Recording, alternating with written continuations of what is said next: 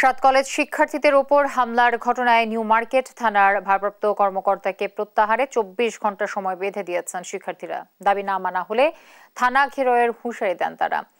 রোববার সন্ধ্যায় ঢাকা কলেজের শহীদ মিনার প্রাঙ্গণে সংবাদ সম্মেলন করে শিক্ষার্থীরা এই কর্মসূচি ঘোষণা করেন। পাশাপাশি ঢাকা বিশ্ববিদ্যালয়ের প্রো ভিসি অধ্যাপক ডক্টর মামুন আহমেদকে অপসারণ ও বিশ্ববিদ্যালয় প্রশাসনকে ক্ষমা চাওয়ার আহ্বান জানায় শিক্ষার্থীরা। সাত কলেজের শিক্ষার্থীদের সমন্বয়ক মইনুল হোসেন বলেন, প্রো ভিসি মামুন শিক্ষার্থীদের মুখোমুখি অবস্থানে দাঁড় করিয়েছেন।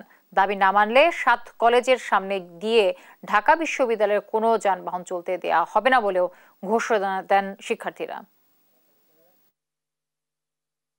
এই হামলার সাথে যারা জড়িত আছে তাদেরকে আগামী ২৪ ঘন্টার মধ্যে প্রত্যাহার করে বিভাগীয় ব্যবস্থা নিতে হবে।